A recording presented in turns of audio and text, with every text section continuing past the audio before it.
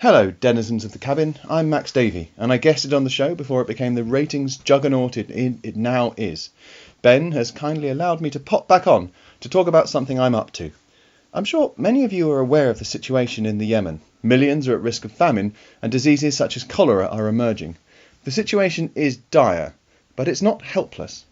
As I record, a partial ceasefire has opened the port of Hodeidah, and aid can now get into the country. But of course, without donations, there is no aid, and that is where you come in. My friend Tom Mayer and I are running a 24-hour game marathon in aid of the Red Cross's Yemen appeal from 7 p.m. UK time on the 11th of January. We'll be live streaming on our YouTube channel, Games for Families, so you can see how tired we get. But of course, we also want donations, and for that you can go to justgiving.com/gamesforyemen. And because I'm officially down with the kids, both fours in Games for Families and Games for Yemen are numbers, not words. For that is how I roll. Thank you for your attention, and have a great Christmas. So, last Christmas, while snuffling around in the old railway sidings near his house, famed British game designer Tony Boydell came across an old book, stuffed inside a wooden chest near the roots of an oak tree. In this book, he found a story, an undiscovered story that had been written in Old English, and as Tony is a master of many things, including the ancient tongue of Albion, he decided to translate that story, which he published subsequently on his blog. I decided that my listeners might benefit from hearing such a wonderful discovery that had been dug out of the earth. And so what follows is my interpretation of Tony's interpretation of that wonderful Christmas feeling. So what follows is One Magic Christmas by Stan.D.Roon, translated by Tony Boydell. Enjoy.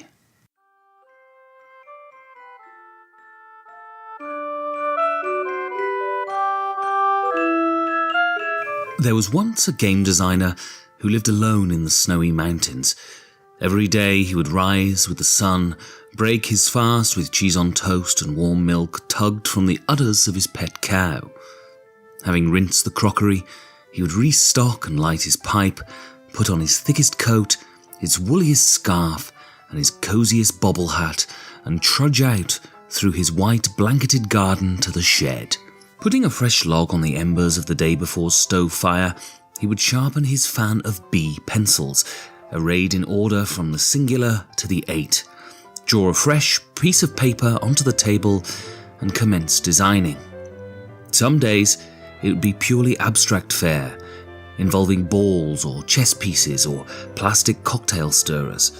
Others it would be something typically Euro, or if stark existential truths were really cutting into his heart, a big pile of Ameritrash bollocks.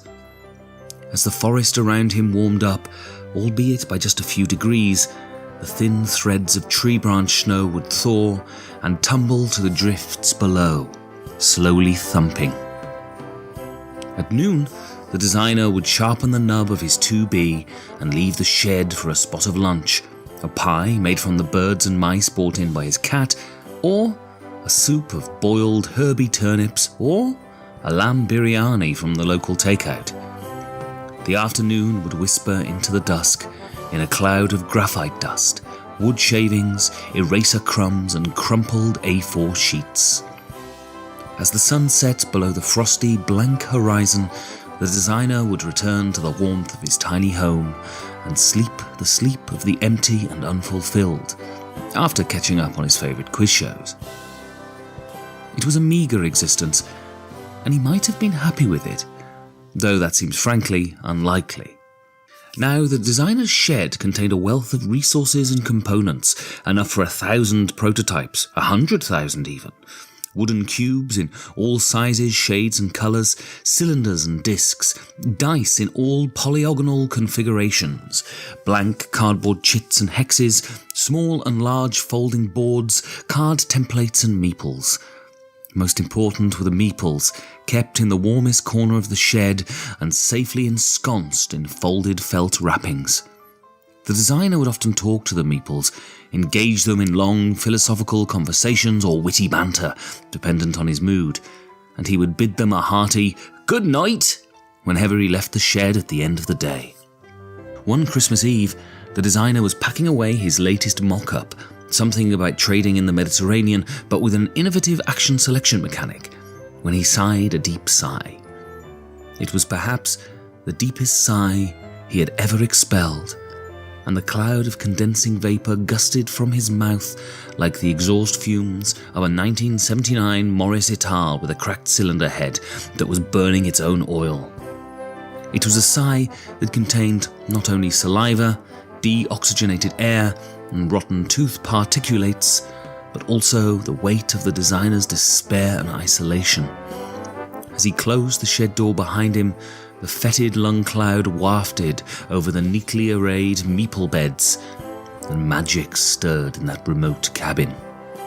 Blissfully unaware of the developing miracle, the designer boiled himself an egg, freshly retrieved from the coop, though his sole chicken had frozen to death that morning while delivering the sacred ovum, and sat in front of his fireplace, his feet rubbing together in a giant slipper made of reindeer hide and regret. Presently, he dozed. In the shed, the meeples began to tremble and twitch. Ink spot eyes blinked in their previously blank heads, their stubby little arms and legs flexed and bent, and they lifted themselves to standing positions. They looked around the dimly lit workspace and began to dance.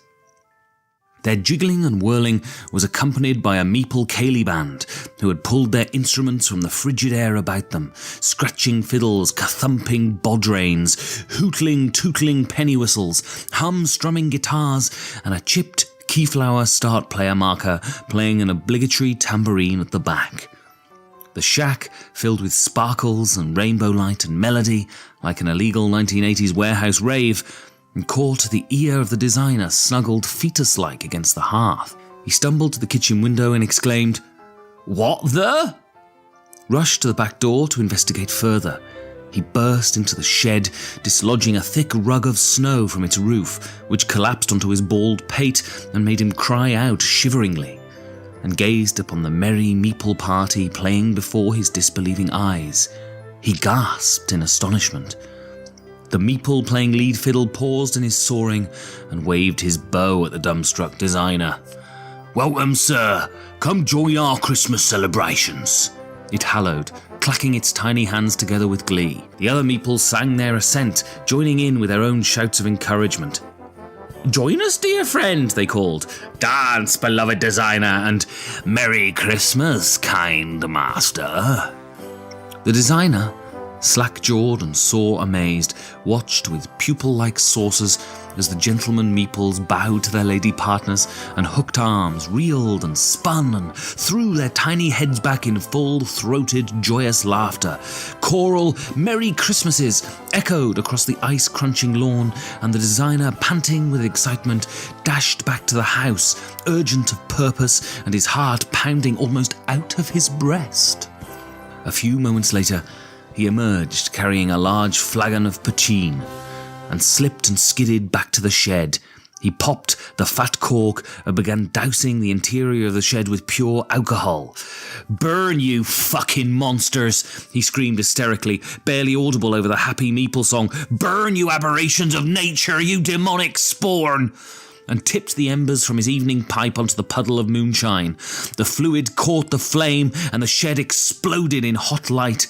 The designer was blown into the garden, soot-faced and singed, the meeple's vigorous song replaced by sharp, piercing, tortured shrieks as their thin, stained surfaces ignited. They burnt, horribly, quickly, wickedly fierce, to crusty, charred nuggets. The designer, rubbing snow into his superficial burns, cursed and flailed his arms about as he watched the shed consumed to the last, his life's work forever lost. The next day, he packed up a suitcase and moved into the town, where he became a resident of the local bus station, begging for smokes and liquor in a pool of his own piss. He never spoke of that Christmas Eve, and neither returned to the mountains, nor designed a board game ever again. This reading of One Magic Christmas by Stan.D.Roon, translated by Tony Boydell, was read by Ben Maddox and was a 5 Games for Doomsday production. A very Merry Christmas to all of you.